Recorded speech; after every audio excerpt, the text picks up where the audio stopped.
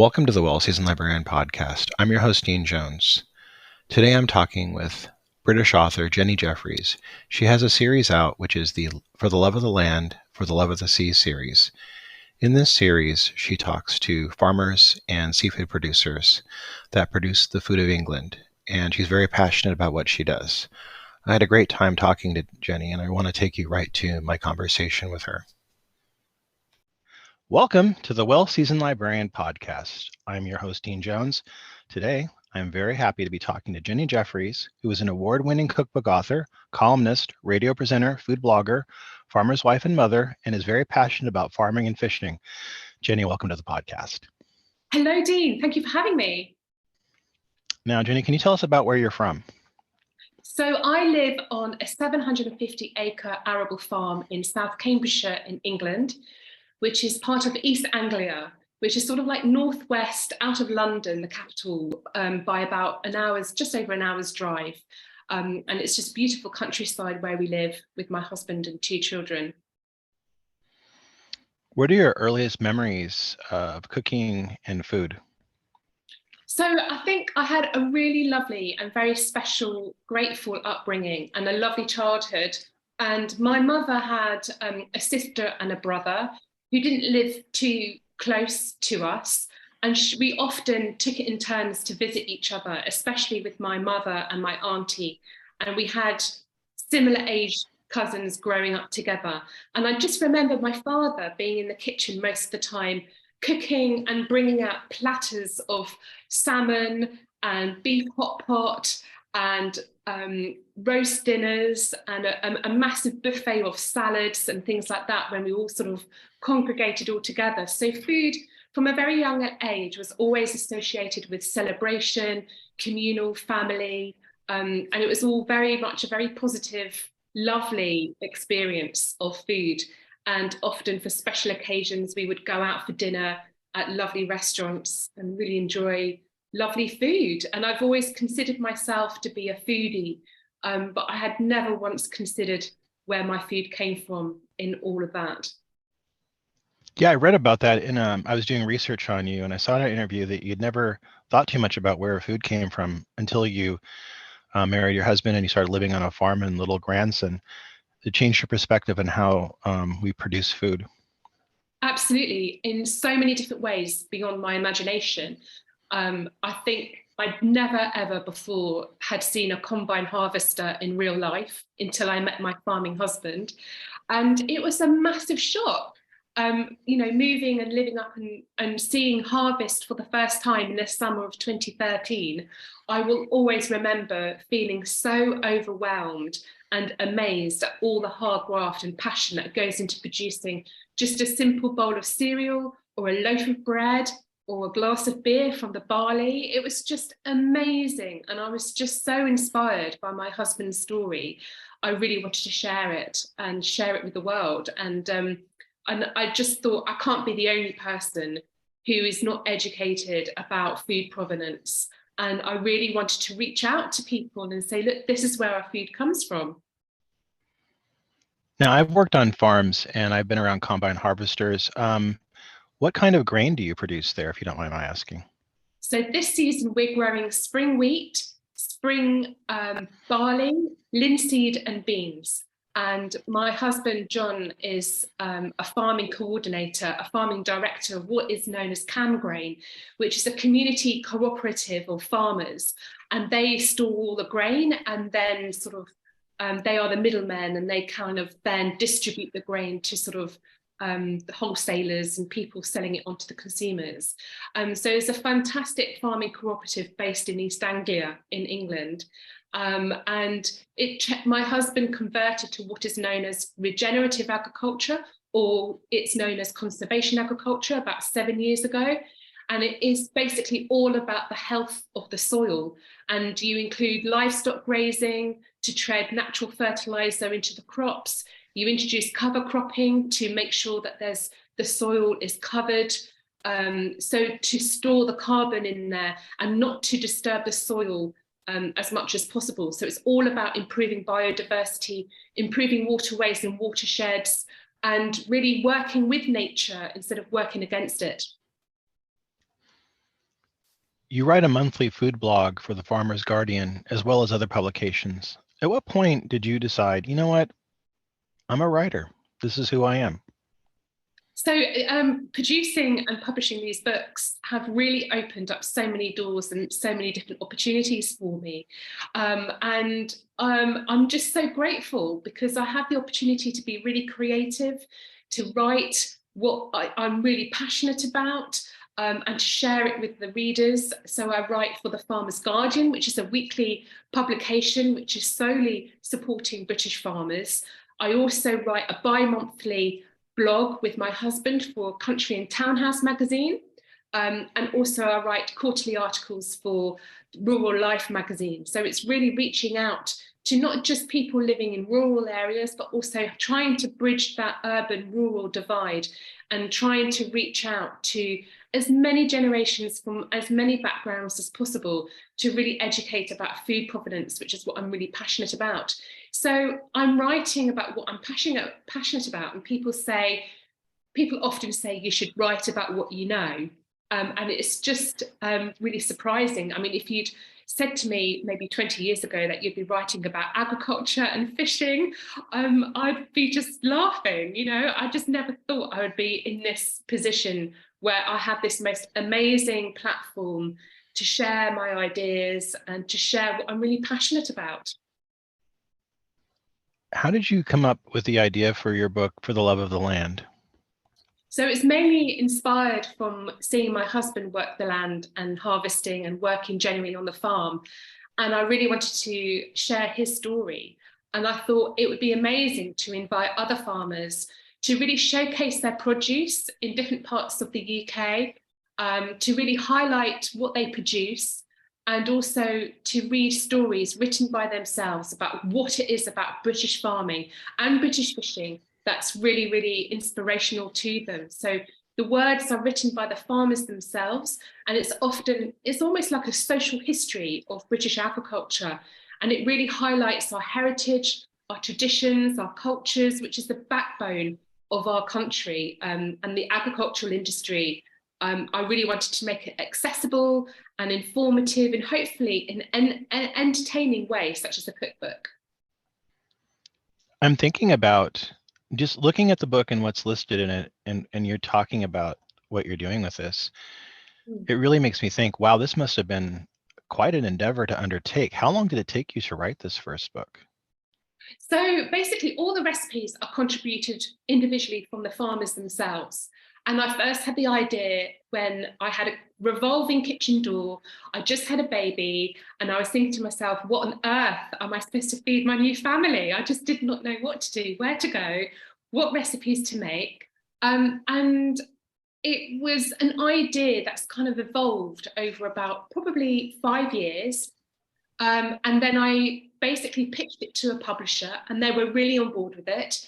There are a fantastic, creative, formidable team at Meze Publishing, and they are wonderful, such a good team, great fun, really professional, very creative. And they jumped on board with it straight away.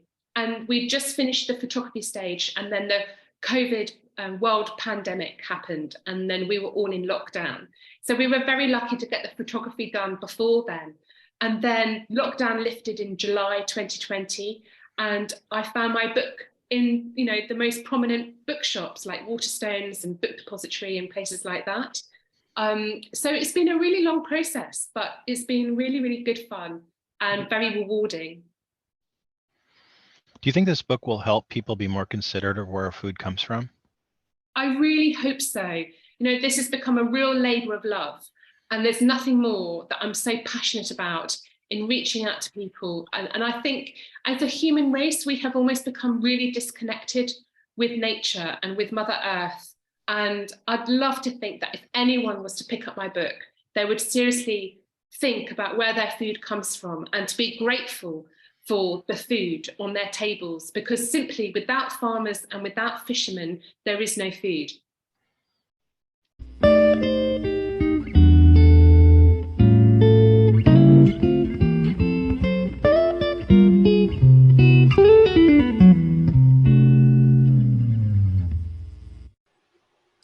This episode is sponsored by Culinary Historians of Northern California, a Bay Area educational group dedicated to the study of food, drink, and culture in human history. To learn more about this organization and their work, please visit their website at www.chnorcal.org.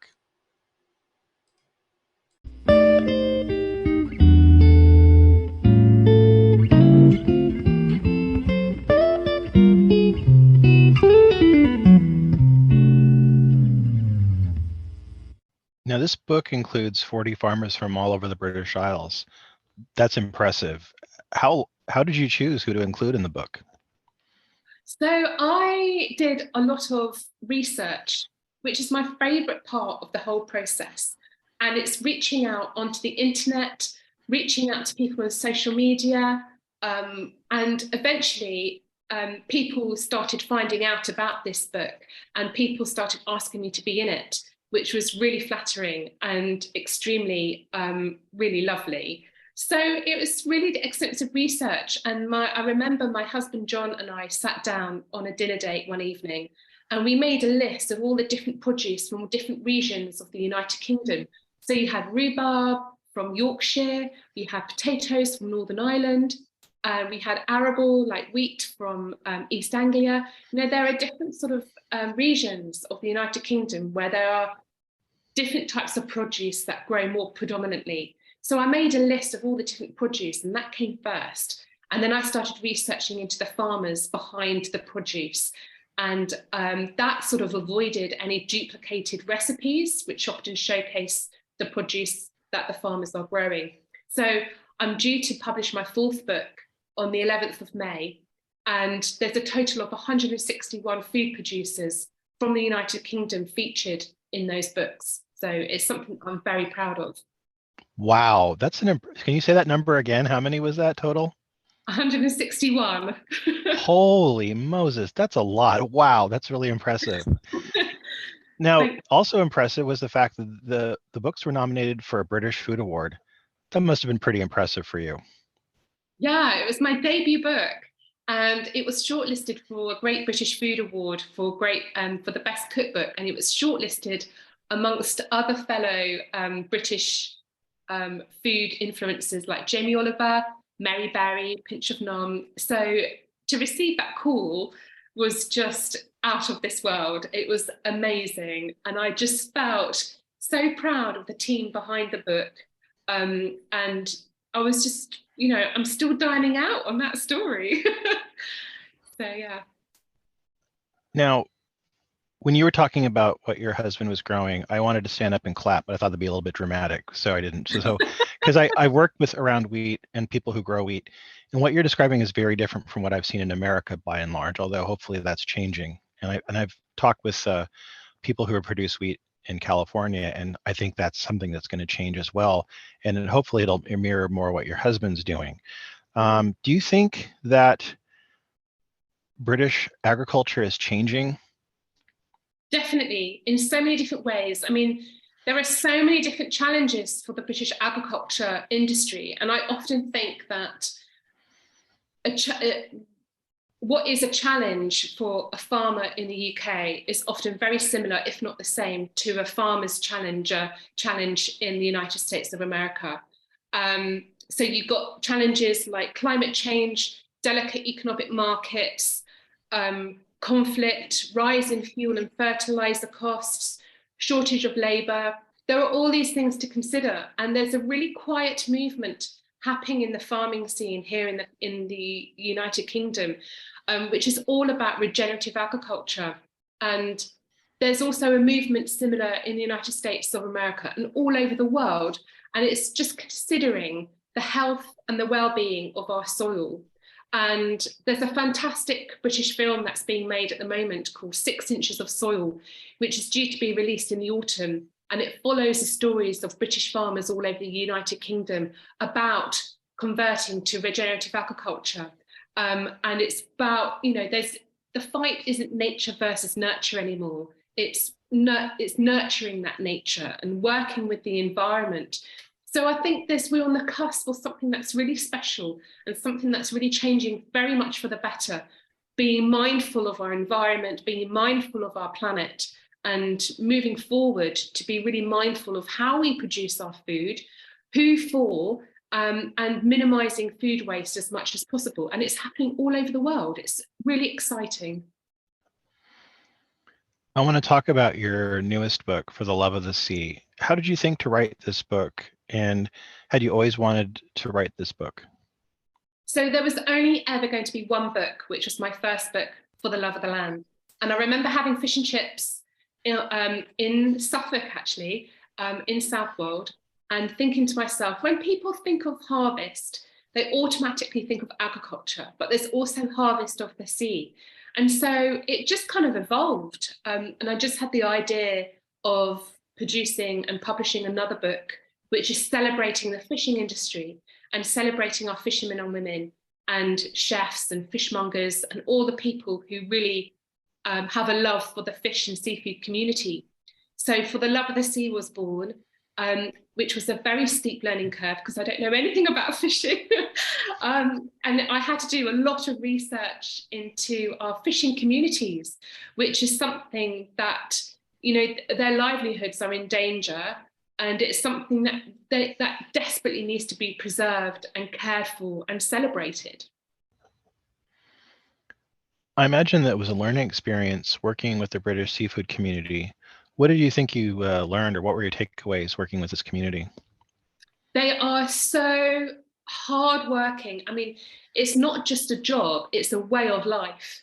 And it's the greatest cause of death in peacetime occupation. They literally go out every day to risk their lives to bring back home the food we love. And just their passion and their drive is just incredible. And these fishing communities, which are basically our coast on the British Isles, I mean, people forget that we are an island nation. And as an island nation, we don't eat enough British fish and seafood. We export about 80% of the catch to our main customer, which is mainland Europe. And we just, if for example, a British person is on holiday in Spain, they are most probably eating or consuming British fish and seafood. And as islanders and as residents of the United Kingdom, we just don't eat enough of it. So, you know, I make it my mission to kind of really educate and to really celebrate this wonderful food, and to really take to heart the fishing communities. People talk a lot about sustainable fishing, and I don't think it's talked enough about sustainable fishing communities. Now, I was reading in my research about you that you're also a radio broadcaster and you have a show on Black Cat Radio. Can you talk about that a bit?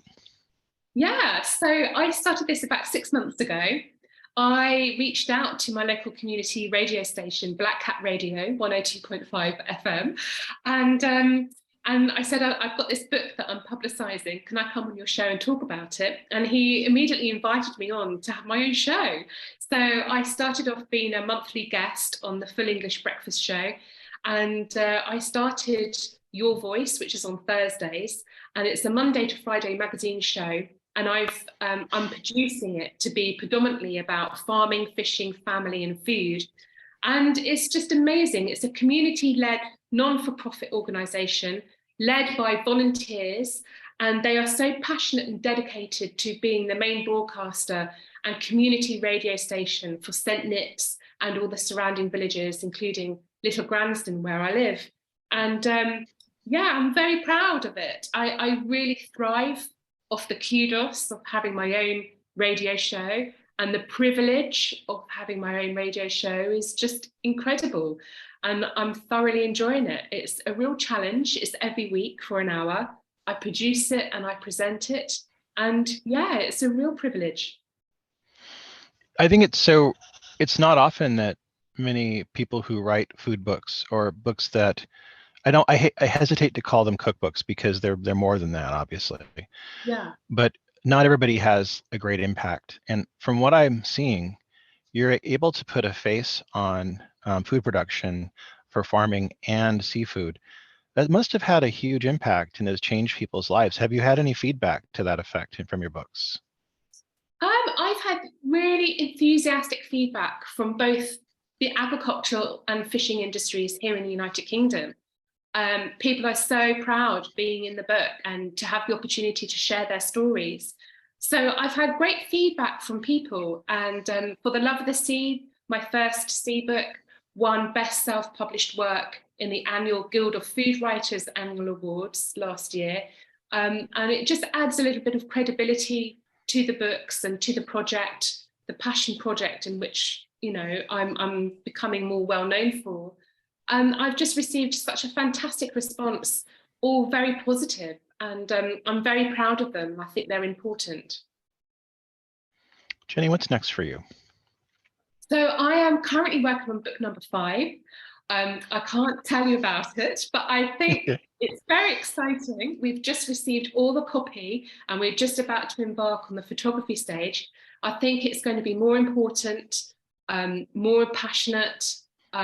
It's going to be really exciting, and I just can't wait to get it out there into the world. It will be published in the spring next year. And yeah, I'm very excited about it.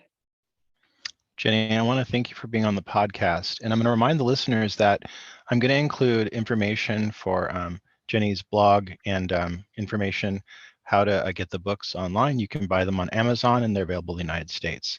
Jenny, thank you for being on the podcast. I've really enjoyed getting a chance to talk to you.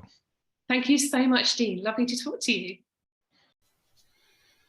That was my conversation with British food author Jenny Jefferies. We have a link where you can purchase For the Love of the Land through the bio. Next week, I'll be talking with butcher, food writer Matt Moore. He has a new book out called Butcher in the Block, and we'll have a link in the bio on that as well. Circle back to us next week and hear my conversations with great food authors. Until next week, keep on cooking.